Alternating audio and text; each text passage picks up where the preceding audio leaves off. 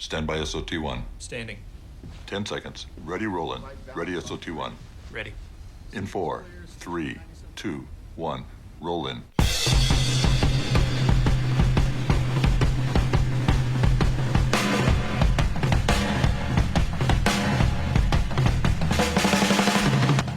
From legendary Uncle Studios in beautiful Southern California, welcome to another edition of Work Comp Matters, the central location for you employees, you employers, and of course, we haven't forgotten about you damn independent contractors. And now, here's this week's edition of Work Comp Matters. June 5th, 12:06 p.m. Welcome to another edition of Work Comp Matters. We are brought to you by the workcompcentral.com. If you want the number one location for workers' compensation in California and around the United States, check out the workcompcentral.com. They've got a free 7-day offer. And if you want to pick up their services, I have them. You should too. It's only $1 a day. Work Comp Matters is also brought to you by A1 Law, number one computer management system, 818-357-4120 for your no strings attached, money back guaranteed, $1 a day. A1 Law. Well, good afternoon, everybody. My name is Steve Appell. I'm joined by the madman across the water, John Scalia, and my chief of staff, Dr. Mike Zyma. We've been having technical difficulties all day, and it appears, Scott Walton of Uncle's Studio, we may be having one right now because I am on my Facebook, and I am not seeing that the show is being podcasted live. However, I'm going to wait for you to interject, and I will continue to do the show. We've got talk, news, and hopefully some answers for you employees, you employers, and of course, we have not forgotten about you damn independent contractors.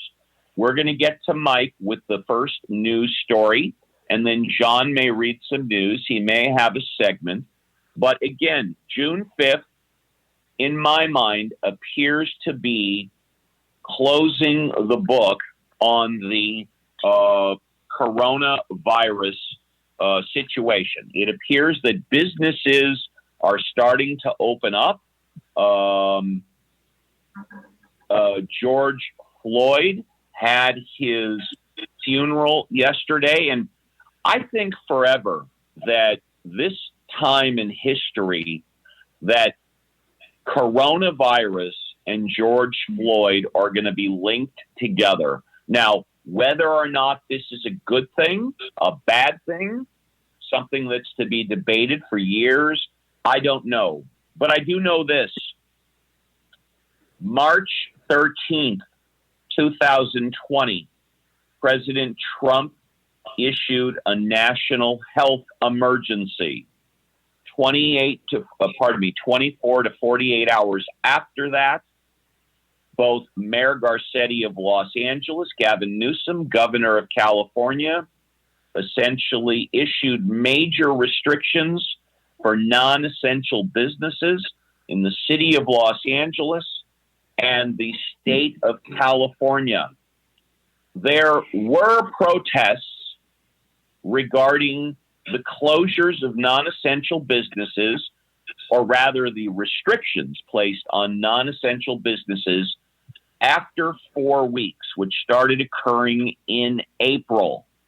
Then in mid-April, Los Angeles County, there's 5 supervisors that control over 10 million people in Los Angeles County, in the middle of April said the county remains closed to non-essential businesses until at a minimum May 15. It was shortly thereafter that I was, that's right, me, Steve Appell, Work Comp Matters, the very first one in the United States of America that went out to protest the continued closing of Los Angeles County. I went out in my car to the most dangerous location in Woodland Hills at the corner of DeSoto and Ventura Boulevard. And that is because there is a Starbucks there that never has taken in, they have never allowed people inside because it's a drive-through, and traffic backs up through the Chevron station, out onto Ventura Boulevard, down south on DeSoto, and a lot of the time interrupts freeway traffic so much that people have to illegally break the law by making a right-hand turn from the middle lane on DeSoto to head west onto Ventura Boulevard. But I went out to that corner in my car, windows rolled up, and I did my podcast basically expressing my social disobedience. That being said, we started then getting some additional protests, and some people went out across the nation protesting the continued lockdown, but it didn't last very long, and it wasn't necessarily that well organized, and eventually faded out. But a week to 8 days ago, Mr. George Floyd was, well, let's just say he died at the hands of 4 policemen that have all been indicted for second-degree murder and aiding and abetting second-degree murder. And and all of the policemen were immediately discharged, but were not indicted for the next 4 days. And in fact, nothing happened in the next 4 days. And then the United States of America changed. And we have seen all of the protesting that's been going on in the past week or so. And I am a huge First Amendment advocate.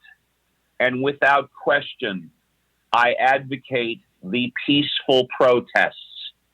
I am totally against police brutality. I'm totally against looting. I'm totally against graffiti. But peaceful protests, absolutely. And what has amazed me is that prior to a week ago, all of our government officials were saying, stay at home, be safe. We don't want the second wave of the coronavirus. We don't want to spread the virus. We want to continue to flatten the curve. And then when the protesting started occurring over George Floyd, our governmental officials took a 180-degree turn and said, we encourage you protesting as long as it's peacefully. It is your right to protest. What happened to all the necessary social distancing? I've seen hundreds, if not thousands of people in public. So why can't all non-essential businesses open right now? That is my question. I want to go to the madman across the water, John Scalia. John, you can take a couple of minutes. You can comment on what I said, make your own comments. Just lay it out, baby. I'm going to smoke one because I've got one. Well, I think the problem with social distancing when there's social unrest is obvious. The problem is that the protest against the killing of George Floyd was so widespread and so huge that it would have been futile to say, stay at home, don't protest. Now, whether that was a good thing to do, I mean, obviously that was based on the health warnings, somewhat risky behavior. So what we're going to have to see is whether or not there's an uptick in areas where there were large demonstrations in the coronavirus infection rate. And if that's the case, then we'll know that, well, that was a price that was paid. But it's a hard choice because I don't think people can stay at home when something so bad and something that testifies so eloquently to the injustice in American society can stay at home and do nothing. I don't think they can. I think it's like telling the guys at the Boston Tea Party, well, It's an illegal assembly. Don't do it. So I think that explains it. And again, we're just going to have to see whether there's health consequences afterwards. Yeah, I agree. The jury is out. I've heard the term super spreader lately. John, have you heard that term? Well, I've seen it before. Before we get to the term super spreader, we said on the show yesterday that if indeed there is no uptick where these protests are going on, then those government officials, I think, are going to be pretty darn embarrassed. However, if indeed there is an uptick, then we might see some embarrassment going the other way for all of the government officials that said, oh, go ahead and protest, just do it peaceably. Mike, you were saying. Well, I wonder, Steve, would you bet money against an uptick? I really, I like to wager $1, $5, $10, $20 on lots of things, but I do not want to make a bet on people's health and people's lives. I will say this, that I went out and protested the continued closing of Los Angeles County. In my opinion, right now, every single business, small or large, should be allowed to reopen with the appropriate social distancing restrictions.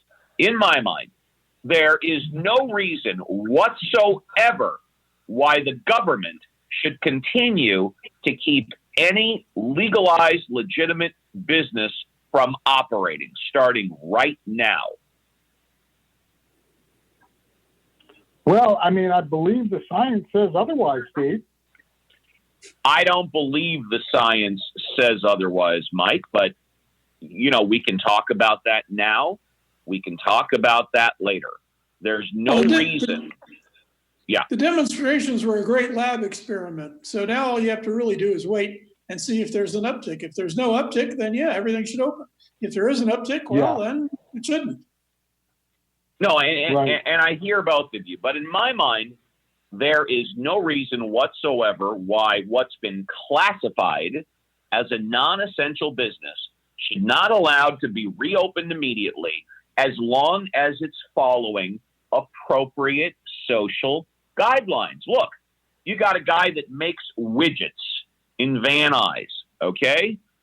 His store is 1,000 square feet. Why shouldn't he be allowed to have up to 9 or 10 customers in his 1,000 square feet as long as they're wearing masks, potentially wearing gloves, and standing at least 6 feet apart? What's the problem? What I want to know is what's a widget? And with that, no, fair enough. Fair enough. The madman across the water wants to know what a widget is. And we'll get back to that after a moment. My name's Steve Appell. You're dialed into Work Comp Matters. We are brought to you by the workcompcentral.com. If you want the number one location for workers' compensation in both California and around the United States, check out the workcompcentral.com. They've got a free 7-day offer.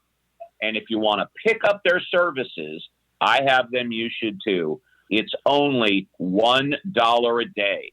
Work Comp Matters is also brought to you by A1 Law, number one computer management system, 818-357-4120 for your no strings attached, money back guaranteed, $1 a day. I started the show out on my rant that as far as I'm concerned, the coronavirus pandemic in the United States, at least here in California, has taken a turn towards the finish line. And in my mind, there is no reason whatsoever why any business, essential or non-essential, should not be allowed to reopen right now as long as they are following appropriate social distancing guidelines. John Scalia, what's your take? Yeah, I think that's a reasonable approach. I mean, everything here is pretty much reopened, and it's not totally open. Certainly not like it used to be, but our curve is certainly flat. I think our curve is flatter than the curve in America. But yeah, I mean, you've got to gradually let stuff open up and see what happens. I mean, Mike and I work in a 1,000 square foot office on the 4th floor. We work in a law office. We have most of the time 2, sometimes 3 of us there. And occasionally we get in 1, 2, or at the most like 3 clients.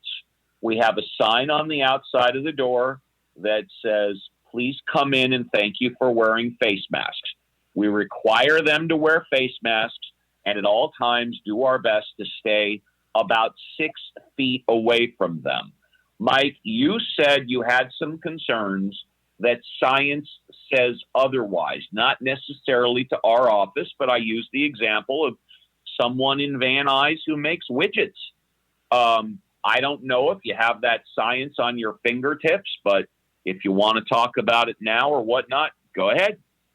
Well, it's just that I've heard a lot about how the Faucis of the world are worried that there could be another rebound if we reopen haphazardly. If we say, everything's fine now, I'm not going to wear my mask, for crying out loud.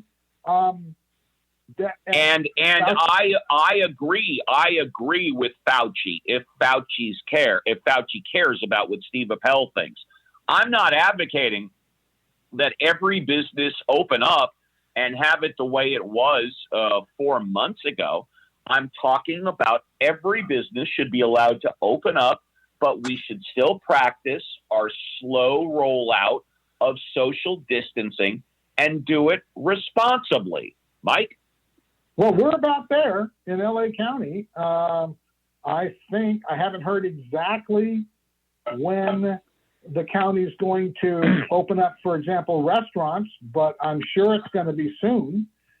They've done it, baby. I've already got emails from BJ's Restaurant and Chili's and a couple of other big chain restaurants that have started reopening for in-dining services with, of course, restrictions. Like, for example, the menus are disposable.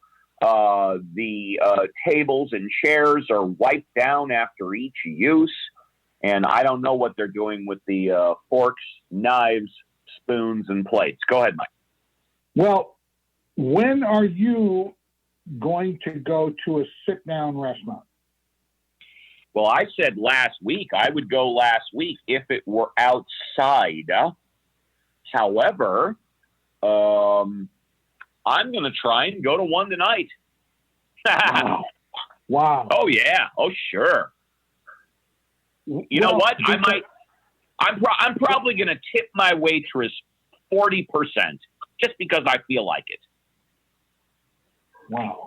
I don't think I have the guts to do that yet. John, would you go to a restaurant tonight? Yes, I would.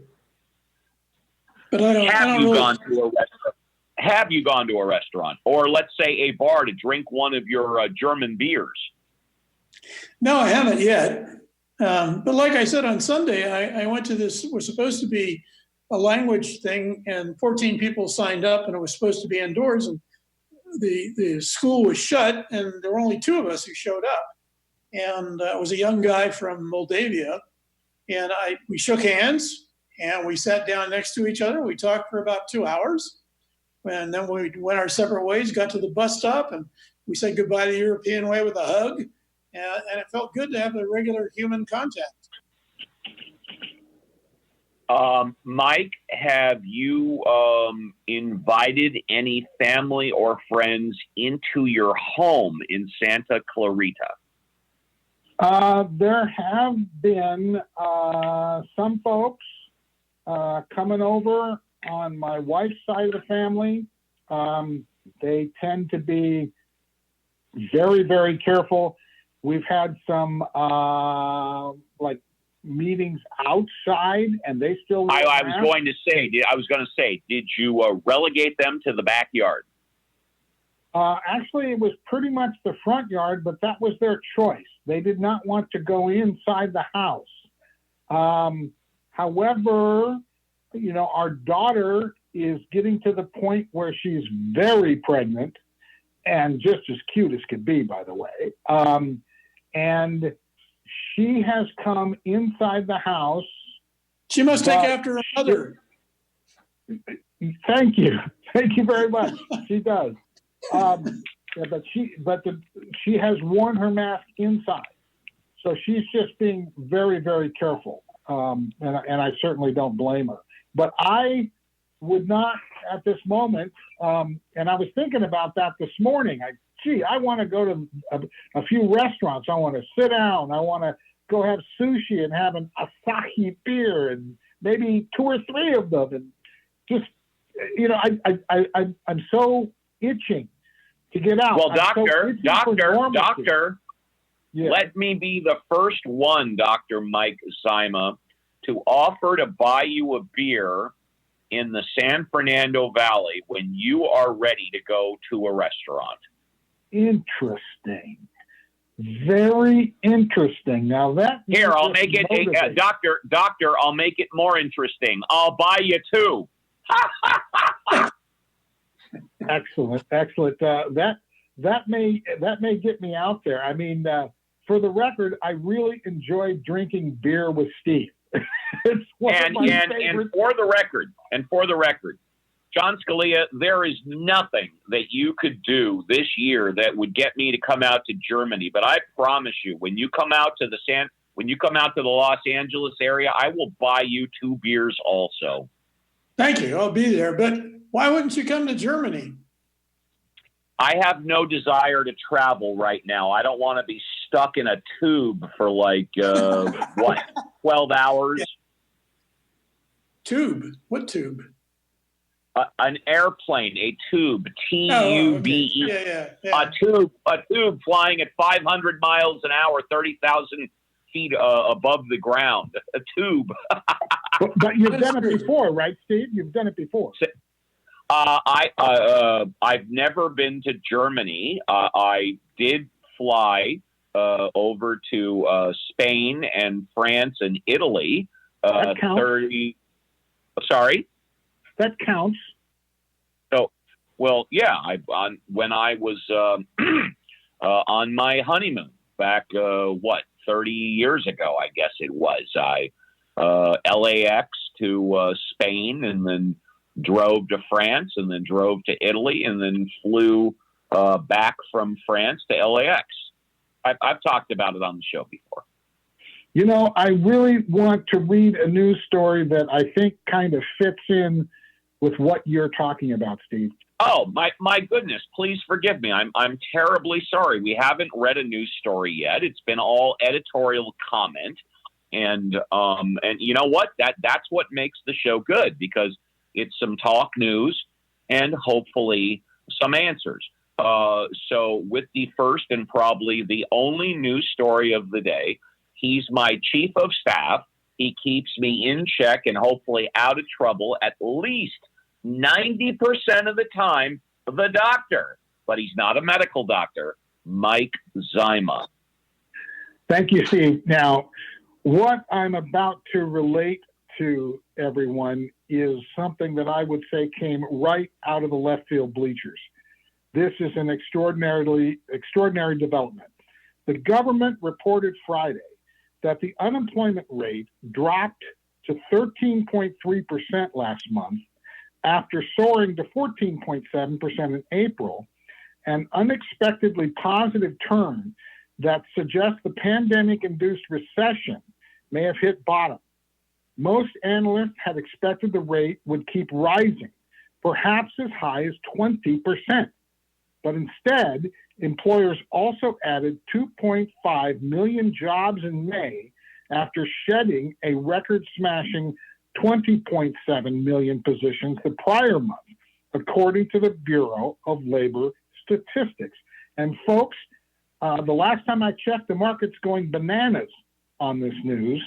John, you've spoken before about what an interesting entity the American economy is, but isn't this news striking to you? Yeah, I mean, especially in terms of how quickly it happened. The downside of the statistics was that Black unemployment did not increase, proportionally with that increase. That's true. Yeah, I mean, the American economy is a monster. And I'd like to point out that on Facebook, my brother, Mike, who's a regular contributor to the show on Facebook, posted, and this is from Yahoo News, anything outdoors is fine. I'm less concerned about protests, he said, adding that restaurants and bars could also probably operate at 50% capacity with empty tables between diners.